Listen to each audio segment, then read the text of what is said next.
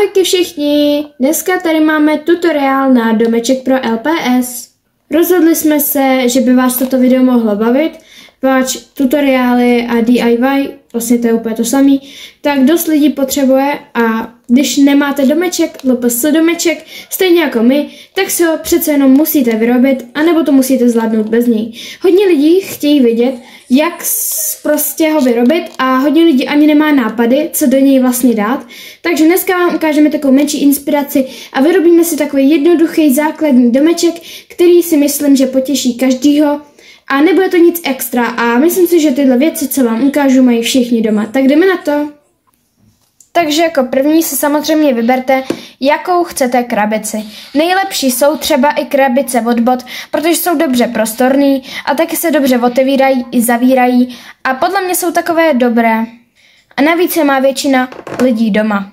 Ale můžete použít i další krabice, třeba vám ukážu ještě jeden domeček, který jsme si společně vyráběli také. Ten vypadá teda takto a je to samozřejmě zase krabice. Pár věcí jsem tam přilepila, pár jsem tam dala jenom jako nábytek, anebo si můžete udělat domeček jenom takhle z polovina nábytku, anebo takhle prostě z krabice. Takže je to opravdu na vás, jak to chcete mít. Budete potřebovat teda krabici, potom nějaké nůžky či lepidlo, můžete použít i papír nebo nejlépe barevný papír na hezké stěny, nebo si je můžete nabarvit. Mimochodem se omlouvám za zvuky v pozadí, protože tady je můj prostě brácha. Já teda použiju takovouhle krabici, která se dá krásně zavírat a jak říkám, je od bot. Takže takováhle krabice je podle mě ideální. Můžete použít Adidas jakoby krabici, ale je to na vás. A ještě pak bude dobrý, když budete mít nějaké doplňky pro LPS, jako je jídlo, oblečení, různé nábytky, LPS a různé věci do domečku, kterými je pak můžete vlastně ten domeček zlepšit a prostě ho udělat lepší těma věcma. Jelikož já barevný papír nemám, tak použiju fixy, nejlépe barevný, ať domeček je pěkně veselý.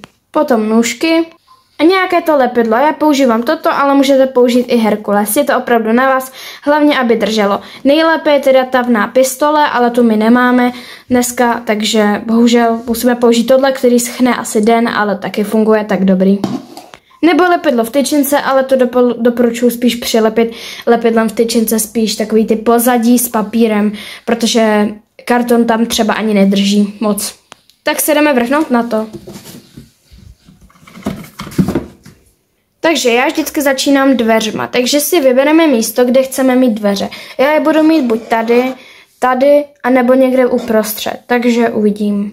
Já už jsem si teda naznačila, kde chci mít dveře, nevím, jestli to uvidíte, vidíte, že tady to takový obtáhlý a jdeme si to vystřihnout.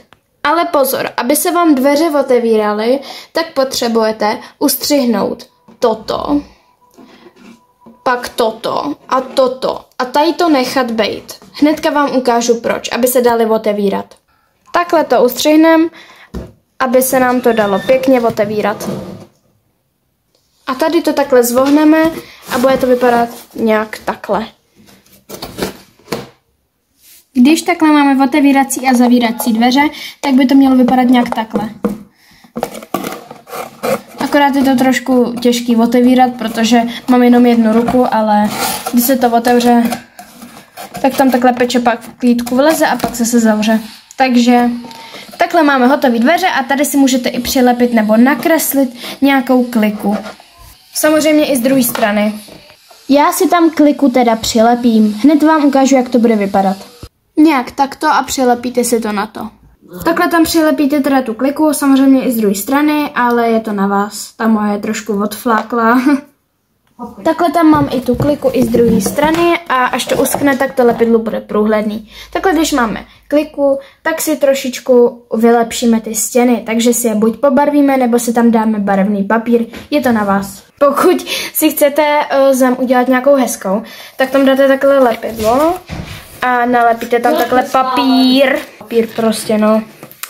A já mám, jelikož takovýhle jenom malý, tak to musím dělat takhle, ale udělejte si to jak chcete. A takhle, když máme jakoby zem udělanou, můžete si to udělat jak chcete. Teď se to teda leskne, nebo dáme to lepidlo, ale až to uschne, tak to bude úplně normálně tvrdý. Takže tak, a teď to fakt jako špiní, jo, protože tam je lepidlo, ale teďka si uděláme někde okna, je to na vás.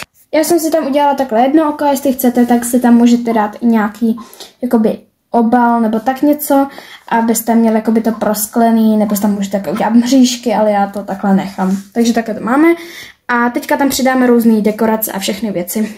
A dekorace tím myslím to, že si vezmete papír, nůžky a různé fixy a můžete si vyrobit takovéhle hodiny, které si vystřihnete a nalepíte do domečku.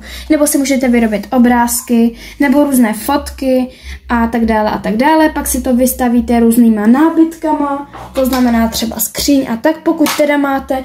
A pokud nemáte, tak si to můžete vyrobit z kartonu nebo papíru, nebo z nějaký jiný věci, třeba nějakého kartonu a můžete si to vystřihnout a nalepit tam lepidlem, takže je to opravdu na vás, na vaší fantazii. Nebo si takhle z kartonu můžete vyrobit jako kdyby stůl a můžete si ho tam někde do rohu takhle přilepit a je to mnohem hezčí.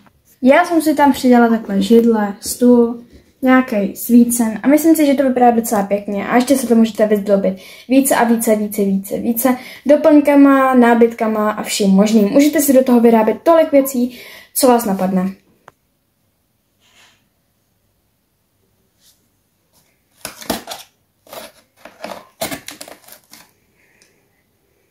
Takže takhle vypadá ten můj domeček, doufám, že se vám trošku líbí a myslím si, že pro vaše pečepáky bude úplně skvělý. Můžete si to teda zlepšit různýma nábytkama nebo si tam něco vyrobit a takhle to vypadá. Tak zatím ahoj u dalšího videa.